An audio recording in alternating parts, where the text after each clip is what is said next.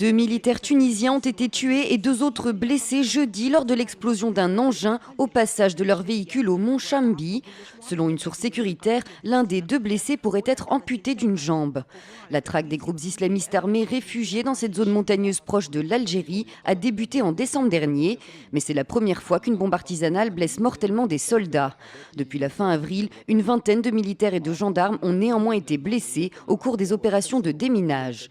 Les autorités tunisiennes recherchent 2 groupes armés qui appartiendraient tous 2 à une cellule appelée les milices d'Oqba Ibn Nafa. Le premier serait retranché dans le district de Chambi, l'autre, plus au nord, aurait été localisé près du Kef et de Gendouba. D'après les autorités, ils ne totalisent plus qu'une trentaine d'hommes à eux deux, dans leur rang des Algériens, des Libyens et des Tunisiens, mais aussi des vétérans djihadistes du Mali. D'après le ministère de l'Intérieur, aucun terroriste n'aurait été tué ou blessé jusqu'à présent. Depuis décembre, 45 djihadistes liés à la cellule d'Oqba Ibn Nafa ont été arrêtés alors qu'ils préparaient des attaques contre les forces de l'ordre et l'armée. Cette cellule serait responsable par ailleurs d'une attaque qui, en décembre dernier, a tué un gendarme près de Kasserine. Le Mont Chambi abritait le camp d'entraînement des djihadistes démantelé en décembre dernier. Sur place, des tentes, des vivres, des moyens de communication et des munitions avaient été retrouvés.